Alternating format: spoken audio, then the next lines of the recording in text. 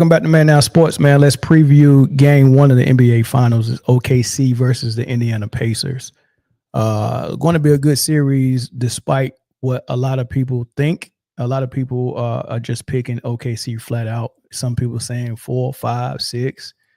More respectable opinions are saying at least they go 7 games. But a lot of people just think there's no shot for Indiana to win this series.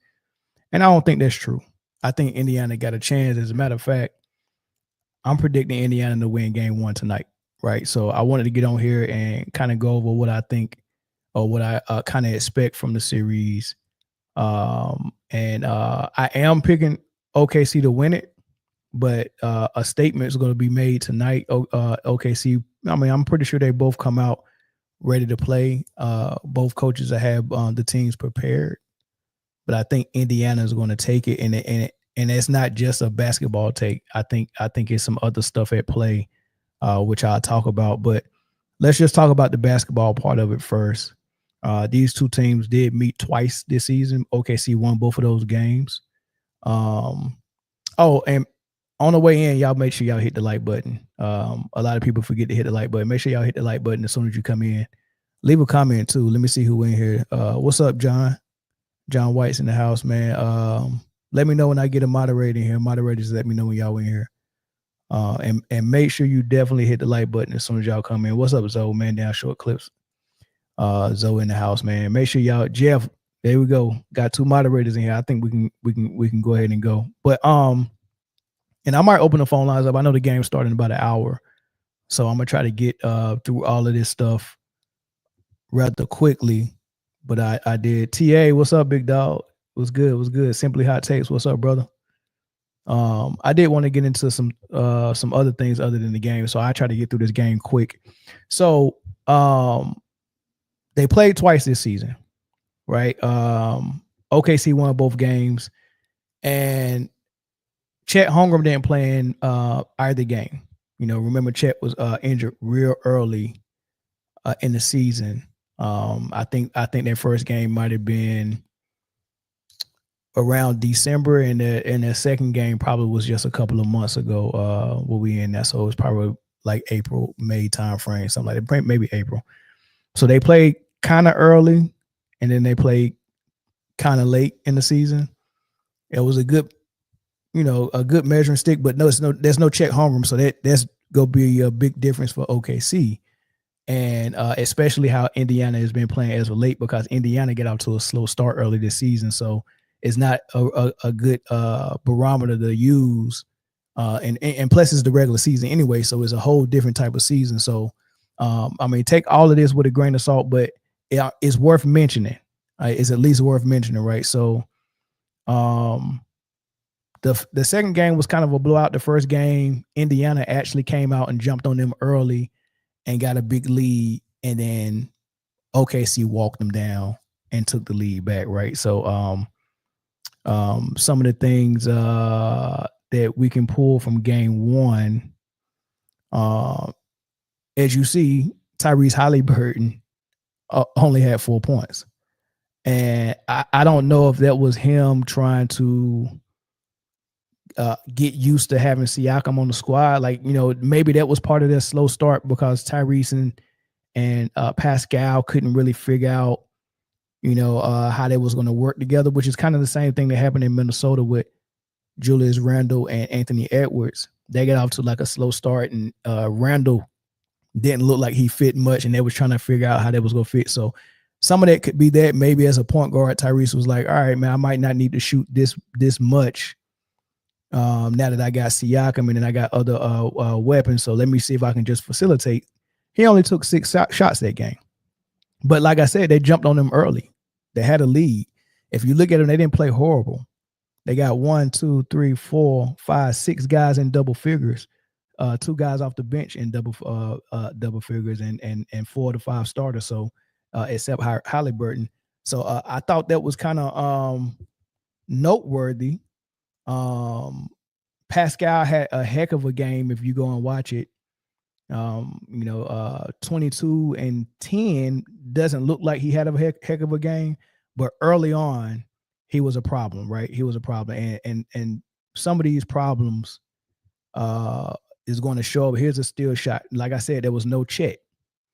I think Chet, even with his size, being a 7-footer, he moves a little bit better on the perimeter than you think. He moves a little bit better than Hartenstein, even though Hartenstein is mobile and moves pretty well, but he can't stay with Siakam. This Siakam island that they put Hartenstein on, they could have done it all night long, right? And that's how Siakam was getting so many points early, because there's just nothing that our heart. There's some people call him our heart. There's nothing our heart could do.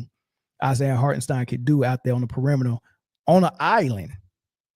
That no double came. They let our heart guard him by himself, and Siakam is just too good of a wing player to do that. And so I don't expect to see Hartenstein matched up with Siakam at no point.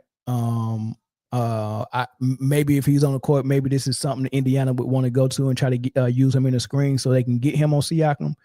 We'll see, but I expect to see maybe one or two things throughout the game. Actually, 3 things.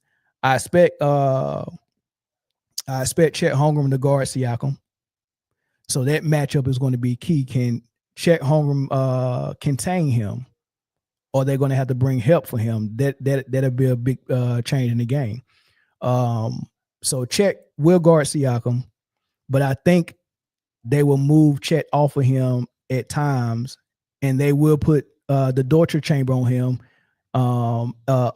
If Siakam starts trying to use his dribble drive too much, right? I underestimated Chet Holmgren on Randall, and I thought Randall would be able to expose him a lot, but he did really good on Randall on the perimeter, despite except for like maybe game 2, maybe 1 or 2, right? So he might do a decent job on Siakam as well. And then iHeart will be on Turner, but that's another issue because Turner can leave the paint and go and play on the perimeter as well and spread the floor as a 3-point shooter. Everybody on the floor can hit the 3, right? If they got Turner, Halliburton, Siakam, not Nembhard, but I'm forgetting names. What is it? Neesmith and Nembhard. If they on all Benedict Mathurin, and then now even Obi Toppin and Thomas Bryant can stretch the floor now. So this is a dangerous team from 3, which if Denver had all of their guys healthy, they would have been dangerous as well. But they were dangerous enough. You still can't leave Michael Porter open, even though he was hurt with that shoulder. But this is something that Indiana kind of relied on from Siakam. That's how he got most of his points. But then once OKC started going on their run, it was nothing Indiana could do. They won every quarter. After the first quarter, they won. Second quarter, third quarter, fourth quarter, they won all of them, right? Outscoring them by like 6 in the second, 7 in the third, and then 8 in the fourth. So it ended up looking like it was a kind of a double-digit win, but it was closer than what the score put out because Indiana got us early start, right? On defense, Indiana, they're gonna. Lou Dort can hit the 3, of course, Case and Wallace, but look at them; they all boxes and elbows. And this is not even SGA. This is Jalen Williams trying to use a screen and get downhill. They're crowding the paint. They're crowding the paint, and then they're expecting those guys to be able to get back on those shooters if they make that pass. So what I want to see from SGA against this defense is I don't want to see him trying to get everything off the dribble drive. I want to see him take Halliburton, take Neesmith, take them in the post and get some buckets down there, get a couple of fouls on those guards as well. Get them something else to think about because they're going to load up on the dribble drive and they're going to have the paints packed, right? The paint is going to be packed. So if the 3 is not falling for SGA, they're not going to be able to stop them from packing the paint like this. Not just SGA, but Dort, case of like the 3s haven't been falling for them at a huge clip this playoff. So just expecting that trend to continue if it's not falling, they're not going to be able to get them out of that type of defense, right? The paint is going to be packed. So that's also going to be interesting, right? But yeah, going back to what game one looked like, Siakam got out to an early start and then cooled off. Halliburton never got started. OKC, on the other hand, SGA hit him for 45. SGA hit him for 45, right? And took 22 shots to get it, got to the line 11 times, hit all 11 of them, right? Had 8 assists. I mean, outplayed Tyrese Halliburton big. So even if Siakam has a good game, they're going to need Tyrese Halliburton to have a good game as well, right? So he can't be passive. And I expect him to be a little bit more aggressive, man. It's a lot on the line, right? But 45 is crazy, right? Then you look at the second game. Halliburton had a better game. He was the leading scorer for Indiana, but this is the game that was the blowout, right? This is the game that they lost. What was the score in this one? It was 132 to 111. They lost this one by 20, right? So Halliburton had 18. He took 12 shots, right? We critiqued and criticized Anthony Edwards for taking 13 shots against OKC, and we criticized SGA for taking 13 shots against Minnesota in these playoffs. So even though he had more points, 12 shots might not be aggressive enough, but that might be how Indiana play, because they expect a lot of guys to be, look at them, five plus guys in double figures again. 18 for Halliburton, 16 for Nembhard, 11 for Siakam. That can't happen. Siakam had the 22 last game and only 4 from Halliburton, but this game Halliburton had 18, but 11 from Siakam. Like, they're going to need to, I think they both need to be over 20. They both need to have decent outputs as far as their scoring to keep up with OKC, especially with their defense. Now, here's the good thing that happened in both games for Indiana. They only had 11 turnovers in both games. Look at Halliburton. That's one thing about him. Even though I think he had a triple-double against the Knicks with no turnovers. Like, huge game, 30-point triple-double with no turnovers. He didn't have no turnovers in this game. I don't think he had any in game one. So he don't turn the ball over that often. That's what I like about Indiana and Tyrese. And turnovers is a huge part of what OKC does. So it's going to also be interesting to see if they can turn them over or not. With playoff basketball make the difference and how well they took care of the ball in the regular season versus now. Right. So on the other hand, game two for them, I mean, SGA didn't get the 45, but he got 33. Right. So he had another, and he only took 23 shots this time, got to the free throw line just as many times, hit 10 for 12 as he did last game. So he was able to get whistles. He was able to get his points. He was able to get assists, and get his team involved. And he had his help along the way as well. And this is with no Chet, right? So throwing Chet in there would help. However, I don't think that's going to happen in game one. I get to that. When you look at head-to-head battles, of course, we just talked about game one. If you look at the red circle, 45 points for SGA, 4 points for Tyrese Halliburton. That's pretty much how they've been. And then you look at the bottom circle, 33 and 18. So SGA has just been outplaying him in head-to-head matchups. If you look at that number twos, it's been kind of even, 22 for Siakam in game one and 20 for Jalen Williams, and 11 for Siakam in game two and 18 for Jalen Williams. So those things are going to be kind of even for the number twos, but I think it's a key point. But as far as SGA and Halliburton, I just don't expect Halliburton to outplay SGA in this one. This going to be a team effort, and it's going to work tonight, right? So the keys to victory for OKC, if they're going to prove me wrong tonight, because I think they're losing game one tonight. The Carlisle and Dacknault matchup, which coach is going to be better prepared for this game one? Rick Carlisle is a vet. I mean, if you think about him, taking a Goliath approach to the Miami Heat big three and beating them with, just Dirk and old J Kidd and Jay Terry and some guys like that.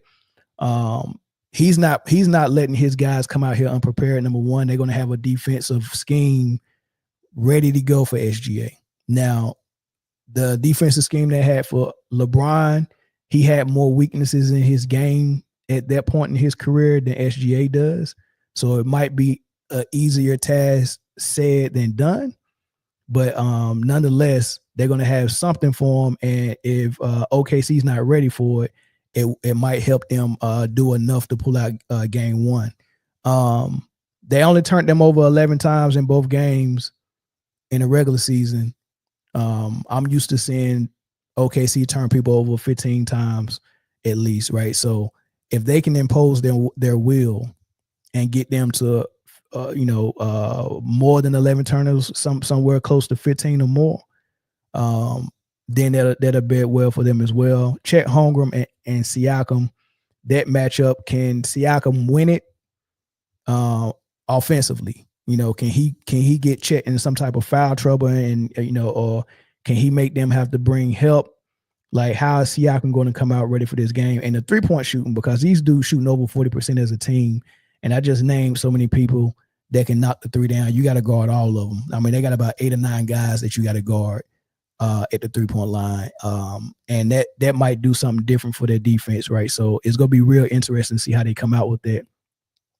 But that's my my whole thought on how it's going to go.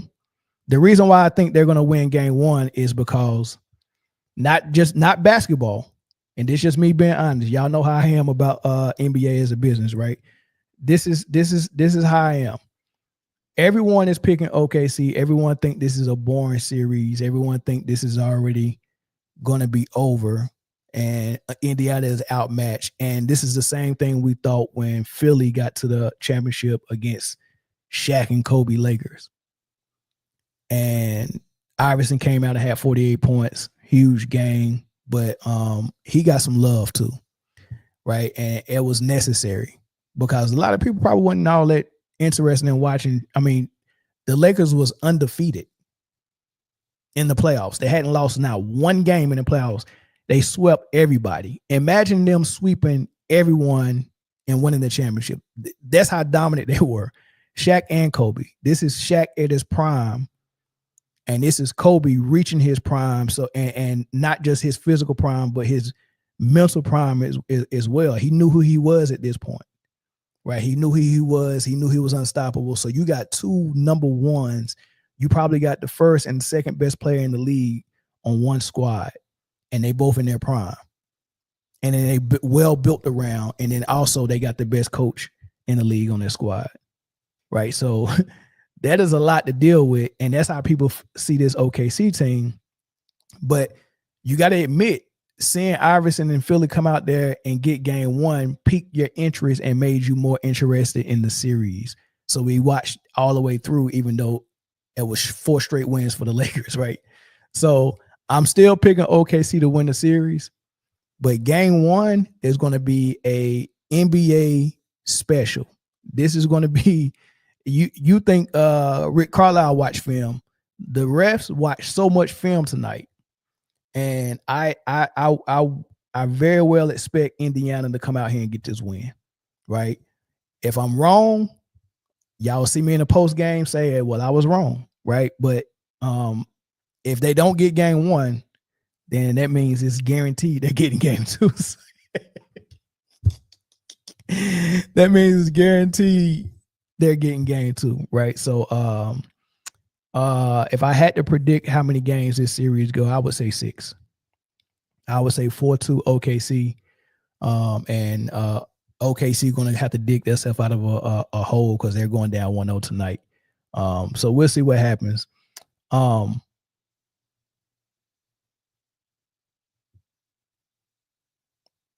Mel, is this the nail finale in your opinion? Dumb nail finale. I don't know. Plain and simple said, trust me, this series is going to be great both ways. I believe it. I believe it. And y'all say y'all can't see it tonight. Hey, look, I can't see it either, man. But they go figure out. Listen, man. They go figure out how to do it. If the NBA tell you a duck can pull a truck, just shut the fuck up and hook the sucker up. You know what I mean? So, and we go see a duck pull a truck tonight. I can tell you that right now.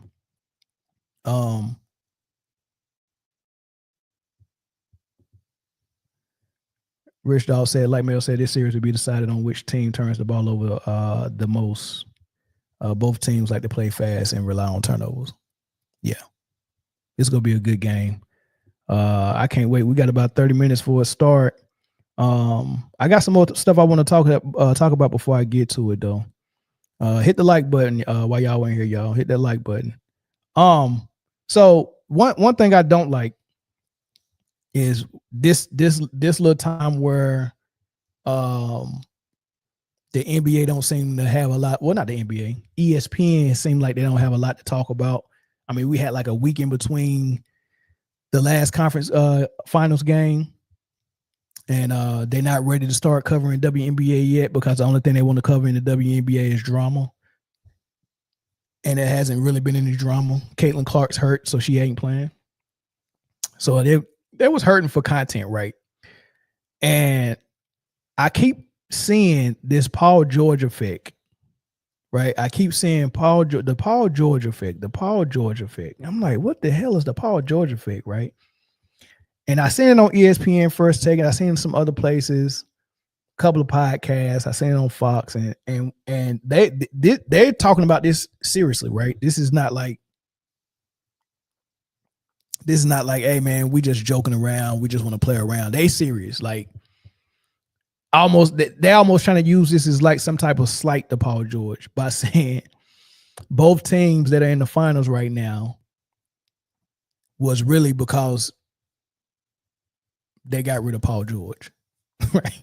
So they go back 5-6 years when Paul George was traded from Indiana, and they say the trade that sent Paul George away, those pieces that they got turned into Tyrese Halliburton, right? Because I think the trade involved getting Sabonis and some other pieces, and then of course Sabonis was traded for Halliburton. That's how Halliburton got into Indiana. So they're basically saying, yeah, getting rid of Paul George brought all this success in, and then it happened again with OKC. They got rid of him for SGA, and here it is. Both of these guys leading their team to the finals.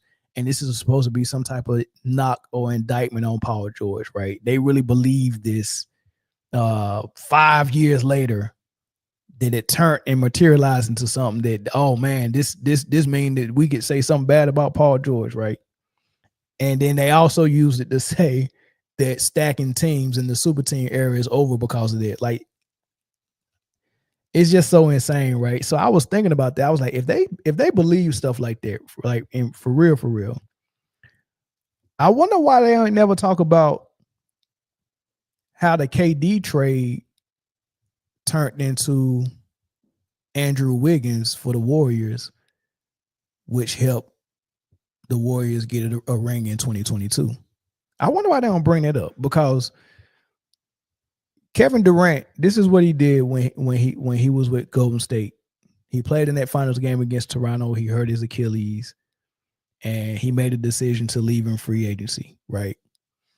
On his way out, Bob Myers came to him and was like, okay, we know you're going to Brooklyn, but instead of going to Brooklyn and just signing with Brooklyn and doing it that way, why don't you do us a favor and do a sign and trade so we can trade you to Brooklyn and get something back, right?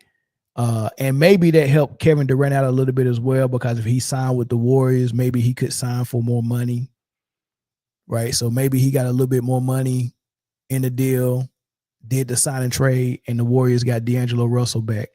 And D'Angelo Russell was the trade piece that got them Andrew Wiggins. And Andrew Wiggins, with Clay coming back from injury and not being quite himself, Andrew Wiggins was the second most important piece on that Warriors championship run. He guarded all the best players. He locked down Luka. He dunked on Luka. He was all over the place. And so was Jordan Poole. So after Steph Curry, no player on the Warriors was more important than Andrew Wiggins and Jordan Poole. And they probably wouldn't have either of those guys if it wasn't for Kevin Durant agreeing to a signing trade to bring them D'Angelo Russell, right? So I wonder why they choose to highlight this Paul George effect but nobody ever talk about that Kevin Durant effect. I think that's very interesting. Like they never talk about it. Like I like ESPN and some of these player podcasts are really built on, I guess, I wouldn't even say relationships, because some of these guys they don't have relationships with, but certain names, like they are a respect of people. Like they respect people more than they respect anything else, right? They respect names, right? Importance. And most of their opinions follow the name that they respect the most. If they don't respect the name that often or that much, they don't mind slighting you in their opinion, right? They don't mind, like every time Draymond Green done something silly, and I listen to Gil's Arena, and everyone on there is taking up for him, especially Kenyon Martin. Oh man, he's an enforcer, man. Hey, what he's supposed to do? Like, that's the thought process. But Draymond Green has a certain respect with his name because whatever reason. I mean, he played for the Warriors. He established himself as a winner. Like, I mean, I guess he's important enough, or whatever, or maybe guys kind of fear talking about him because they know he'll say something back. Maybe it's that. But if you not gonna say nothing back, oh man, they own you. They own you. They own you, man.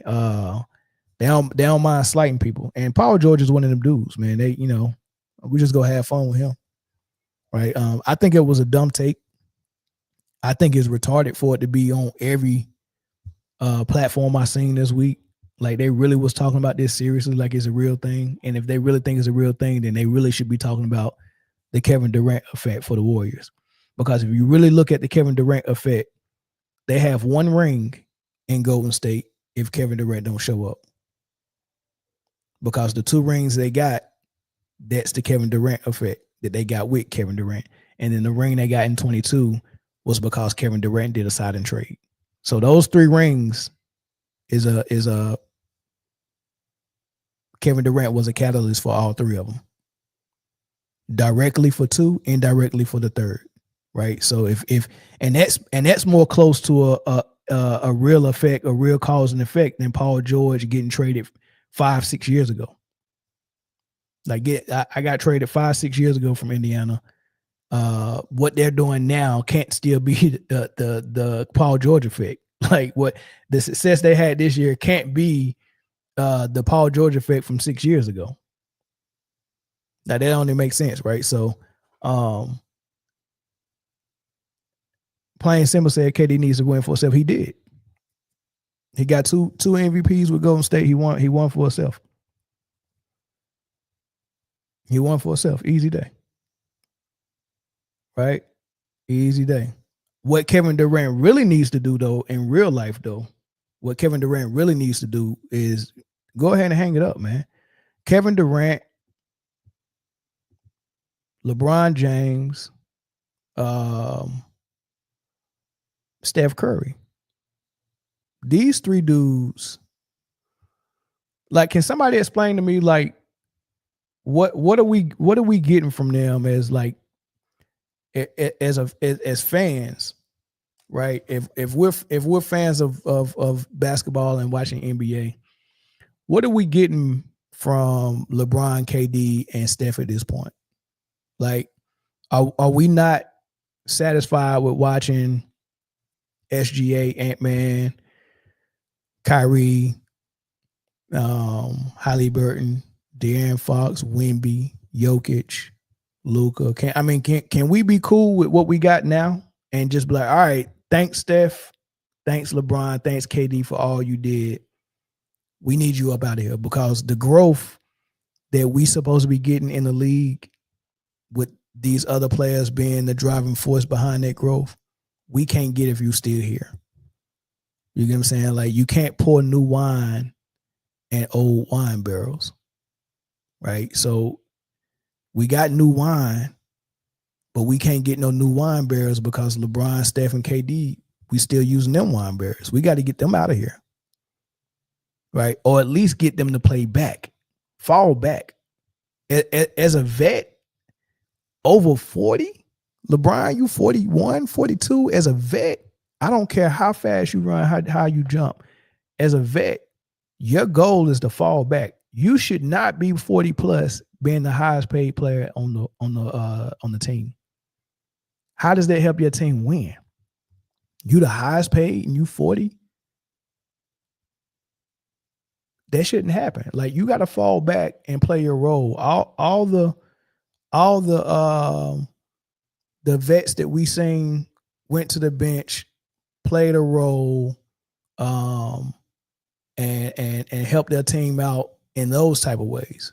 But trying to still be in the limelight and all of that stuff, I think that's a little bit played out. So it's time for them to go, right? So the reason why I call them the cool kids, right? Because it's like I remember when I used to go pick my son up from football practice, right? And I would see like these kids. Hold on really quick. Let me hold on really quick. I got a call.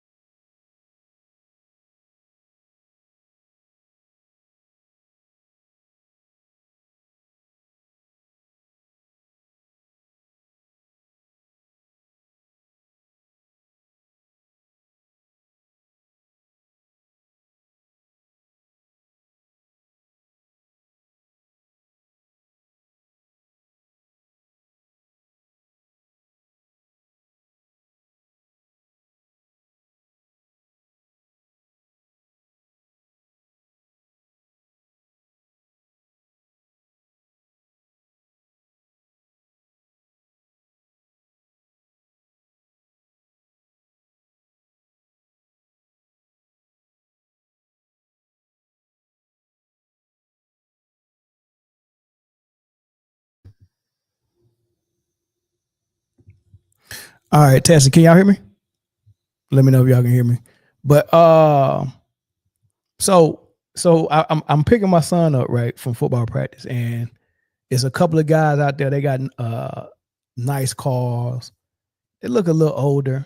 You know, they out there smoking and stuff like that. I'm like, man, who are these kids, man? You know, they got to be upper class. They must be seniors, man. They got cars. You know, they look a little old. They sitting here chilling.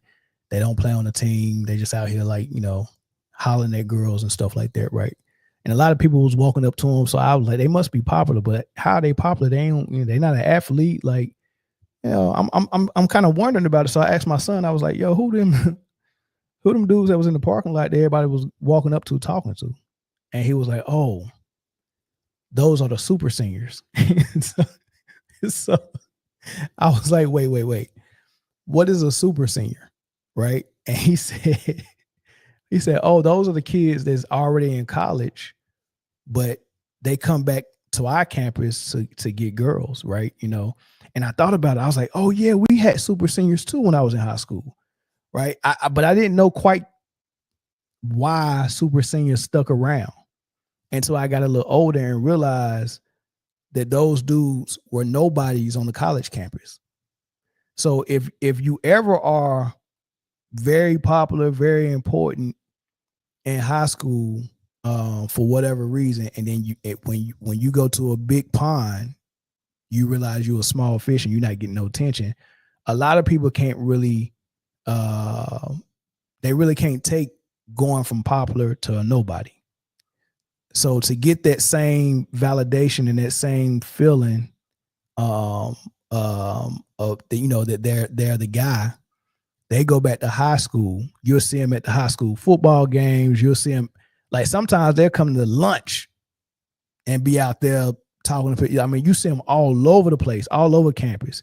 They be they be daggone sophomores, juniors in college. Some of them graduated 3 years ago, don't even go to college. They just ain't got nothing. They ain't get nothing else to do. They just hang around campus, right? Picking up girls, trying to be popular. And every time they show up, everybody was like, "Oh, what's up, yo? Tony was good." You know what I mean? They get all this attention. They act like they're all cool, but they can never get that attention on their college campuses or wherever else they go. This is the only place where they feel important, right? I feel important here.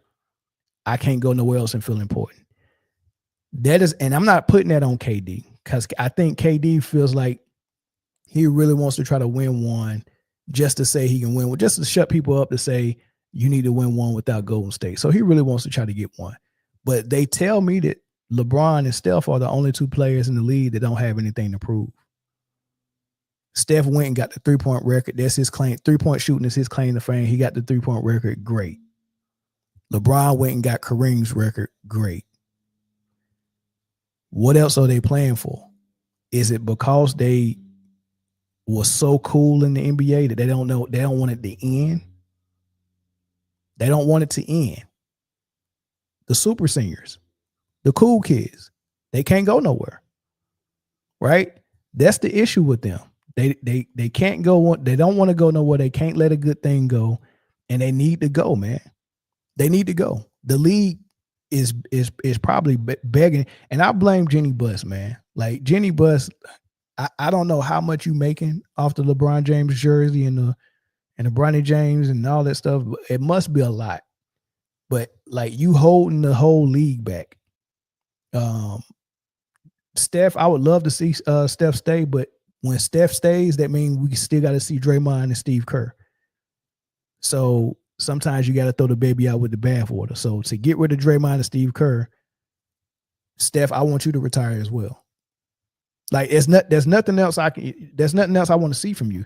You can't outrun and outlast these young legs that's up and coming. These young stars, they're going to eventually start running y'all out of the league, and the whistle is going to eventually stop being leaned toward you to help you out and where you fall short against these young bucks. Because 2 years ago when Sacramento and Fox and Harrison Barnes and Lyles and Sabon, like Sacramento had the Warriors number. And the only reason why Sacramento lost that series in Game 7 is because 2 of those games was absolutely, it was absolutely hands off the. I mean, Sacramento got the treatment from the referees. They got the freaking treatment, and they played through it, and they still won games, and they still took it to a Game 7. And then Steph Curry just had an explosion in Game 7, and that was over. Or was his explosion in Game 6? I can't remember. Right. But Sacramento had them beat. They were the better team. Right. So it's a lot of times where the better team is playing Golden State and they just get help. I mean, they just get tons of help, man. And same thing with the Lakers, but they're not going to do that no more. Obviously, they didn't do it this year. You know, maybe they would have if Steph didn't get hurt, but I don't know. But they definitely didn't do it for LeBron and the Lakers. They didn't give them no help at all. They let them boys just get bounced. They let them boys get bounced, man, like a basketball. So yeah, man, super seniors, man. We got to get them out of here. Got to get them out of here, man. The last thing I want to talk about, though, and this is perfect timing because we can get off here and go straight to the game. Is Shaquille O'Neal finally? I'm not gonna say finally because Shaquille O'Neal play around with his rankings and his all-time list and all this stuff. I mean, just last year he was saying Steph Curry should be in the GOAT debate, or he was at least asking the question like, why isn't he in the GOAT debate? You know, so goofy stuff like that. So sometimes you don't know what his angle is when he says stuff like that. But this time, I think he was kind of more serious with it. Right, he gave his top 10 of all time, and that was an interesting list. O'Neal, and this is my top 10 greatest players of all time. Number 10, I have myself. I would take myself off and put the great Julius Erving. Number 9, I have the great Tim Duncan. Number 8, I have Akeem Olajuwon. Number 7, Larry Bird. Number 6, Will Chamberlain. Number 5, I will go with Bill Russell. Number 4, I'm going to go with Irvin Magic Johnson. Number 3, I'm going to go with the King, LeBron James. Number 2, I'm going with, rest in peace, Kobe Bean Bryant. And number 1, the greatest player of all time is Michael Jordan. All right, so there's no need to talk about the GOAT at number 1. We already know he was going to be number 1. We already know he's the GOAT, right? I want to start with the fact first. There's no Steph. After he said Steph should be in the GOAT debate last year, all of a sudden he ain't even top 10. Which he has a right to do that. Maybe he was in the moment. I think Steph had just done something spectacular, so he was in the moment. It was recency bias, and then once he have a moment to sit back and think and reflect for real, then everything come back down to earth, and he don't have that opinion so much no more, right? So and that happens a lot. I remember when LeBron won with the Lakers, everybody was like, "Oh man, it's over, man. He won with 3 teams. He's the GOAT." And then once everybody, had that recency bias for about 2 weeks, and it was all debated on ESPN and all that, and about 2 weeks later, everybody was like, "Yeah, nah, he still got to catch Kobe, or he still got to catch Mike." Right? So it always settles. But you would hear people just jump off the porch and say some wild stuff, but it always settles. And that's what's going on with this Steph thing. He's out of Shaq's top 10. Interesting. I love the fact that he got Dr. J and Hakeem in there. 100%. I love the fact he got Dr. J and Hakeem. I love Duncan in there. I think Duncan should have been a little bit higher. He's personally higher on mine.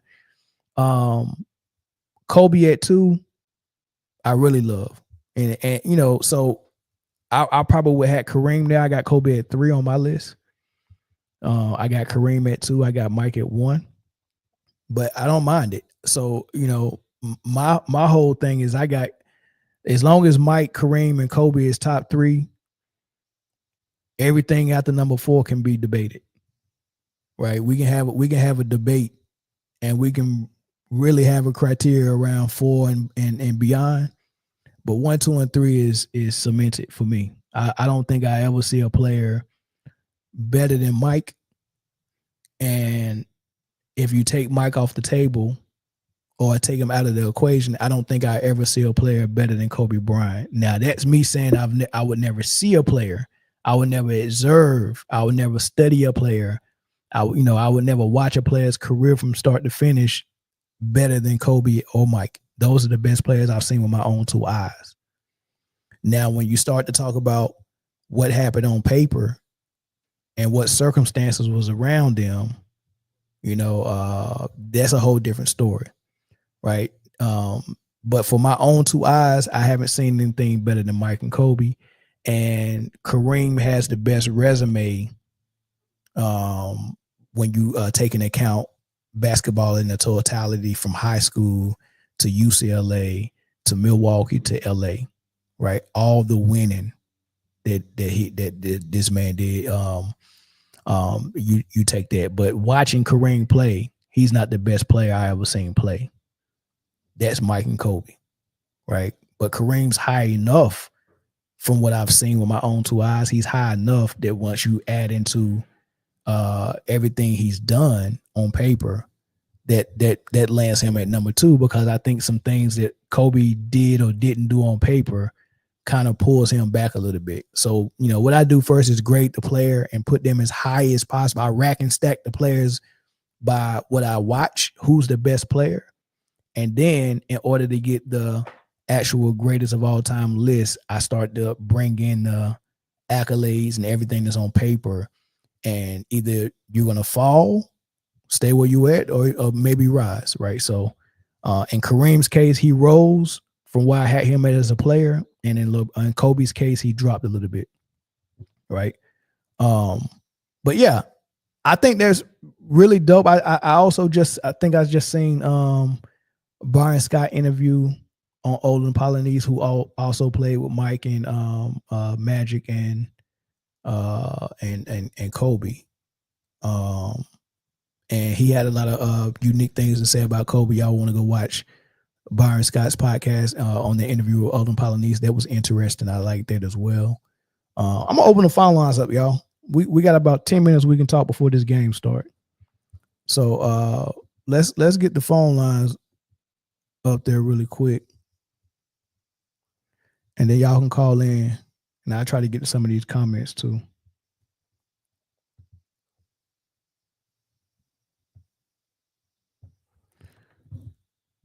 Man, this is gonna be a good series, man. Starting with tonight. Mel, did you tap in on that Bron comment that Shaq dropped a couple of days ago? Nah, I think I seen the headline. I didn't even click on it to listen to what he said. What did he say? Somebody tell me what he said. Dr. Mitchell said, I originally joined to let you know OKC wins in 5, last game on their home court. You know what? That'd be good, Dr. Mitchell, if OKC does win in 5. You know, because I'm ready for I'm ready for the season. To be honest with you, I'm ready to watch some WNBA. I ain't gonna lie to you. And OKC gave me some good basketball this season and in this playoffs, and so the SGA. So I've seen what I wanted to see. I seen enough for the season. I think Boston did that for me when they beat Dallas, the way they beat Dallas in the finals last year. That was, I needed to see that last year. Like I really like to see good basketball win over bad baskbasketball. All right, so that's what I really like to see. Caller from Texas, what's up? What's up, baby? You got 1 minute. What you got? Nigga, I ain't got no minute. I'm just trying to see who you going. Nigga, what's your projection? I didn't see you. I didn't hear you say to anybody. You didn't say for game 1, Indiana taking game 1. But I'm talking about the whole thing. OKC go winning in 6. Okay. Yeah. Oh, that's all I want to know. Yeah. Oh yeah. Hey, so what's up for you though? Last time you called, we was having a conversation, right? Mm-hmm. And you was wrong on so much stuff, man. You corrected yourself yet? About what? I mean, it was so much, man. You probably can't remember. No, bro. I think text messages. I think you talking about over the text, right? No, on the last show. About what? What was I wrong about? Man, almost everything you said. Man, bro, well, you can't tell me right now. Y'all was just talking about the Kobe list. I mean, the Shaq list. Yeah. What you think about it? It's a good list. I like it. It's a good list. Like I said, man. Dr. J gets forgotten a lot, but I think Isaiah gets forgotten a lot as well. I think Isaiah deserves a lot of love. I just don't know no other point guard that can be higher than Isaiah other than Magic. Magic is above Isaiah, but after that, there's no other point guard above Isaiah. What you mean? What you got Isaiah over Steph? Yes. Why you got him over Steph? Because you're not looking at him as a point guard? No, because I think Isaiah is a better player than Steph. But I'm saying you saying more or less to the defined role, like the better point guard, basically like he's a better floor general. Is that what you? No, he's a better basketball player. What explain that to me. Just regardless of position. I mean, I can't explain it to you because if you didn't watch Isaiah, if you haven't studied, I did. I did. Well, you should know then. Bro, that don't mean nothing, bro. People, bro. Me and you watch Jordan, and we have different opinions, bro. Like that everybody ain't gonna have the same opinion, bro. Everybody don't look through the same lens. Like, I mean, I know you understand that, bro. Look. SGA got Kobe and LeBron ahead of Jordan. Like, so you get what I'm saying? Like, so you could understand, bro, that it could be the same two. I'm saying the same type of basketball mind and everything, but y'all can still see two different things. Man, and you know this. I don't know why you be saying stuff like that, bro. Well, if you feel like You that, know that, bro. if you feel like that, when I said that Isaiah was better than Steph, why was that a problem? It ain't no problem, bro. I didn't say I had Steph over Isaiah. You didn't hear me say that one time. Okay, I was just shocked that you said it. Do you have? Because you don't hear that. Now be honest. Do you hear that like around the basketball talks that Isaiah is the second best point guard? I hear it amongst people that really think about it, but people that I agree. That's caught in the moment, they go, they probably say Steph is the best point guard ever. They say Steph better than Magic. But I'm saying I agree with the Isaiah but I'm saying the reasoning for me agreeing is more or less on the what a point guard like what that entails like Magic is the prototypical point guard to me. Like, you get what I'm saying? But Isaiah was a dog. I get that, but this is how I would break that down, because I know a lot of people think that Steph play more like a two guard, and that's fine. But out of all the players that play the position of point guard, and Steph does play the position of point guard, Isaiah is the second best one that I've seen. Now, when you look at numbers, Steph is gonna have better numbers. And all of that good stuff, he's gonna have more MVPs and all that good stuff. But when you grade the players, I still grade Isaiah higher than Steph. And then I still feel like being able to go through Bird and get a ring, go through Michael so many times and get a ring. He beat Bird, Magic, and Michael. And his degree and his second best player was Joe Dumars. Right. Yeah, bro. Yeah. I agree with you. His degree of difficulty is way up there. Like it'll be basically like if Steph just took on LeBron and never went and got KD. I mean, that's why I give Isaiah so much credit, because bro, why do people be saying that? And maybe you could tell me, why do people be saying that Jordan was the first person, or he was the one that made the front offices know that you can build around a perimeter player? To me, I thought that was like Isaiah. Yeah, I would say that. I would agree. Am I wrong though? No, you're not. I agree 100%. And they should stop saying that. I agree 100%.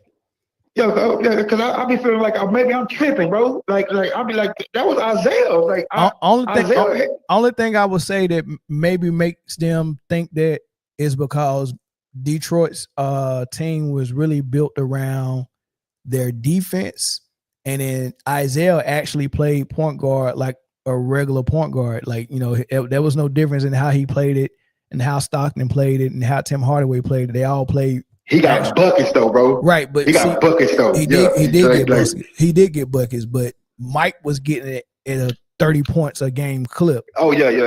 Right, so building it around an offensive player that scored, because the scores really was still post play. Right, all post play. Yeah, that's why I'm saying what I'm saying. Like that, like that's why I'm saying what I'm saying, bro. Like right there. Like I just don't understand why they say. Maybe that is the reason. But that's the bit, bro. Are you going live after the game? Yeah, I'm gonna probably go live after the game. I want to play something for you though, so you can hear it. All right, let me hear it. You remember you were saying that when they pick all-star teams, they don't really factor in, or when they pick all-star players, they don't factor in winning. That's not what I said, bro. What'd you say? That's not what I said, bro. What'd you say? I didn't say, bro. You were saying to factor in winning, bro, when it was more than one player, bro. I'm saying when we was talking about, because I don't know why y'all be taking what I'm saying. That I didn't say that. Listen, bro. I didn't say when coaches like vote and put in who they want to put in after. That's not what I'm saying, bro. I was saying that you could be a player not on a winning team, bro, and still your individual greatness will get you all-star Nords and all NBAs. You were saying that everything should go off wins. No, I ain't say everything should go off wins. No. You were saying winning should play a part in everything. That's what you said. Yeah, winning should play a part. And I'm saying you don't believe that, bro. And it does. No. So Kobe should have made Kobe should have made all NBA the year he made the playoffs, bro. No, we don't believe that, bro. Winning should play a part. Come on, bro. Winning should play a part. There's always an exception to the rule, though, but winning should play a part. But don't you think? I'm saying it shouldn't play a bigger part, bro, than your individual greatness. That year, Kobe didn't make the playoffs and made All NBA. It was like 13. What that mean, bro? All NBA is all NBA, nigga. Yeah, but he didn't make first or second, and it was because he wasn't winning. Is that correct? No, I'm not gonna say that. I mean, I can't say why they didn't, bro, big bro. If I ain't big bro, if I'm a ding you for not winning, right? I'm saying because I get what you're saying. You're saying that under any other circumstances that year he would have been all the NBA first team, and I agree. I agree with that. But what I'm saying is that like first of all, you got to look at the people that they put up like above them. I'm sure like D Wade was one of them, and whoever was the second. Somebody who team had more wins and they probably made the playoff. I'm quite sure a team that won was above him, or a player that was on a team that won was above him in first and second team. But I'm gonna end it with this. Which coaches the All-Star game?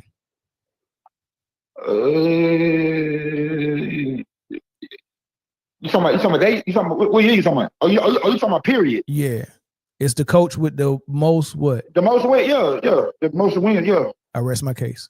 Thank you, sir. Bro, that ain't no rest the case, bro. You talking about coaches and players. That ain't the same. Bro, I didn't say nothing about no coaches, bro. Winning plays a major role in everything. In what? In everything. No, it don't, bro. No, it don't, bro. Because all I gotta do is say, I can ask you the same question and then name a host of players, nigga, that made it, nigga, without winning.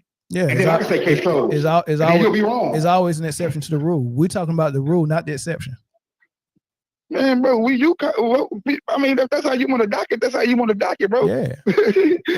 I'm just saying, winning, nigga, does not play I'm saying winning plays a role, but it's not going to play more of a role than your individual greatness, bro. I'm saying, especially not in individual awards. Those are individual awards. Those aren't team awards. You trying to make all NBA and all that shit is a team award. It's not a team award, bro. Winning plays a role, though. It's always gonna play.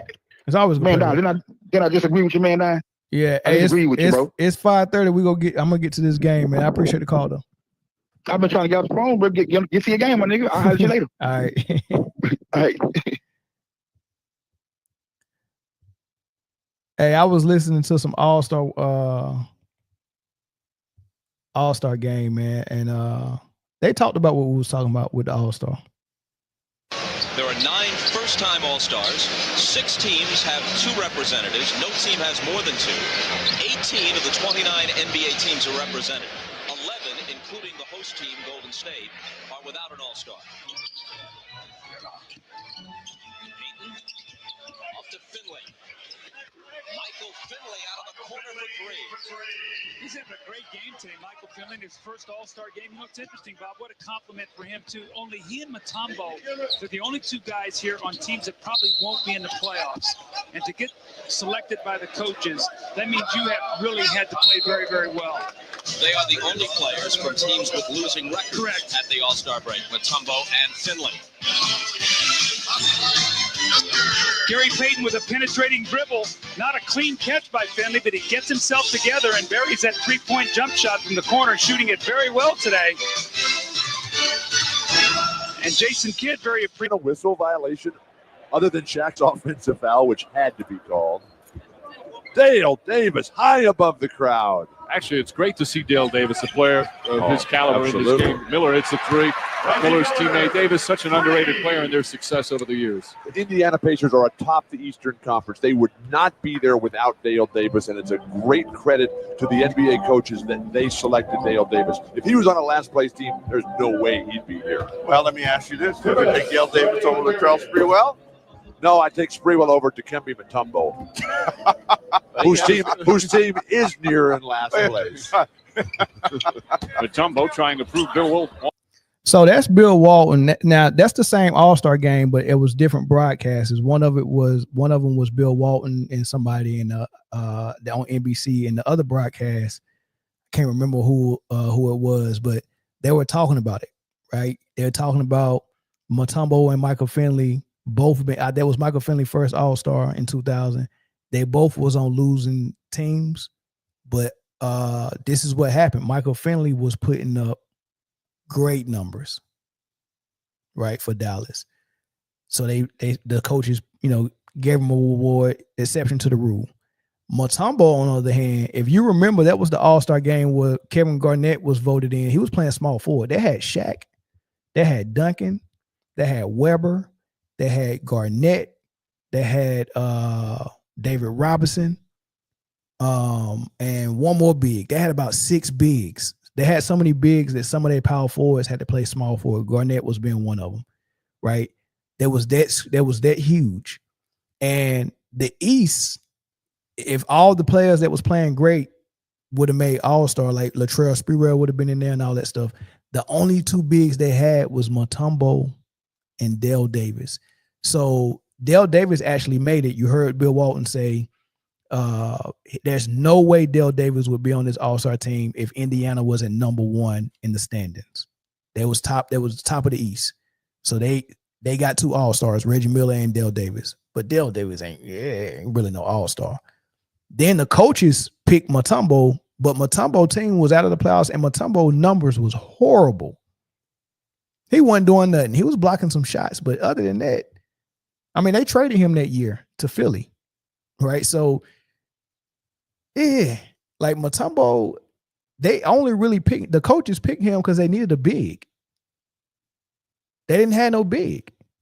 So they picked Mutombo to help out Dale Davis because it was 6 against 1 as far as the big men go. And Dale Davis is not even bigger than all them big men. Like Weber and, they had Rasheed too. They had Rasheed, Duncan, Weber, Shaq, Garnett, David Robinson. That's insane. They might have had, did they have Malone that year? I can't remember if they had Carl. That was huge in the West. So yeah, they picked Mutombo. The coaches picked them, but that was like, man, just get another big.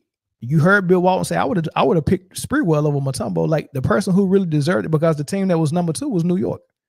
It was Indiana, New York. Indiana got 2 players, Dale Davis and Reggie Miller. And like I was telling him, teams at the top get multiple players in the All-Star. Not all the time, but if there's 2 guys that's playing at a high level, they'll take 2 from that team, the top 2 teams, before they go to the bottom and pick somebody, right? So the All-Star they got snubbed was Sprewell. He should have got that. Allen Houston was there, but Sprewell wasn't, right? But they needed a big, so they went all the way to the Hawks to the bottom and grabbed Mutombo, right? So when I say that these All-Star, and like I said, the coaches are rewarded with winning. We're taking the top 2 teams. We're taking their coach to coach the All-Star game. Winning gets rewarded. And the exception to the rule is always exceptions. Like, okay, we ain't got no big man. Let's get Mutombo. Right? So it is what it is, man. So I had a call on the line, but they hung up. But yeah, let's go watch this game, man. I'll catch you on the next episode. Y'all might see me after the post game. Putting some stuff out, man, but I catch y'all.